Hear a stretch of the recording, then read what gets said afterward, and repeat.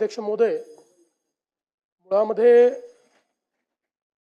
जे smart meters आहेत ते लावण्याच्या संदर्भातला निर्णय शासनाने घेतला होता। याचं कारण आपल्याला जेव्हा केंद्र सरकारने 29,000 कोटी रुपयाची RDSS स्कीम दिली, त्या स्कीमचा एक भाग प्रीपेड स्मार्ट मीटर प्रत्येक ग्राहकाला लावणे असा होता। त्याच्यावर खूप मोठ्या प्रमाणात आक्षेप आले। त्यामुळे पहिल्या टप्प्यामध्ये आपण फीडर मीटर पूर्ण केले, डिस्ट्रीब्यूशन मीटर पूर्ण केले आणि जेवढ्या सरकारी आस्थापना आहेत त्या सरकारी आस्थापनांना आपण आता स्मार्ट मीटर्स प्रीपेड हे लावलेले आहेत। आपण ही घोषणा केली होती की नॉर्मल जे ग्राहक आहे यांना प्रीपेड मीटर आपण लावणार नाही। आपण त्या घोषणेवर कायम आहोत। नॉर्मल ग्राहकांना आपण प्रीपेड मीटर लावत नाहीये, त्यांना स्मार्ट मीटर लावतो।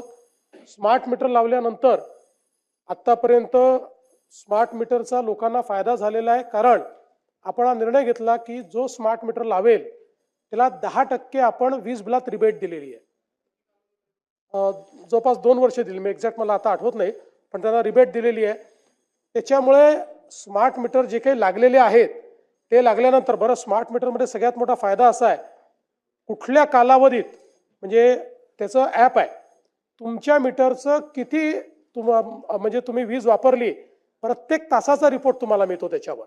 त्यामुळे ते तुम्ही व्हेरीफाय करू शकता आणि म्हणून लोकांना ते आवडून राहिले। त्याच्यामध्ये दुसरं, आपण पूर्ण 24/7 त्याच्याकरता एक कंप्लेंट मॅनेजमेंट सिस्टीम ठेवलेली आहे आणि आतापर्यंत जे काही स्मार्ट मीटर लागले, 5 कंपन्या ते मीटर लावतात वेगवेगळ्या, त्या कंपन्यांमध्ये आतापर्यंत 1% देखील कमी फॉल्ट निघालेला आहे, 1% देखील कमी।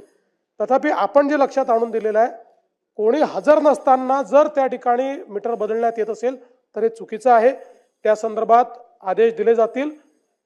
ज्यावेळेस तो व्यक्ती त्या ठिकाणी हजर असेल त्याच वेळी आपण हे मीटर लावू। सगळ्यात महत्त्वाचं, ज्या घरगुती ग्राहकांना स्मार्ट मीटर लागलं त्यांच्या कोणाचाही आतापर्यंत म्हणजे आहे, मी सांगितलं 1% कमी, पण 99% लोकांचं बिल कुठेही वाढल्याचं लक्षात आलेलं नाही। हे सूट दिली आहे पुढील 5 वर्षाकरता। स्मार्ट मीटर पोस्टपेड आहेत। आता आपण आधी म्हटलं होतं प्रीपेडचा अर्थ असा होता की तुम्हाला आधी पैसे भरून महिन्याभराचं ते विकत घ्यावं लागायचं ॲडव्हान्स मध्ये। आता हे पोस्टपेड, म्हणून लोकांचा विरोध होता की तुम्ही प्रीपेड घ्यायला लावू नका आम्हाला। जे सन्माननीय सदस्यांनी जो विषय या ठिकाणी मांडलेला आहे, जरूर त्याचा विचार करण्यात।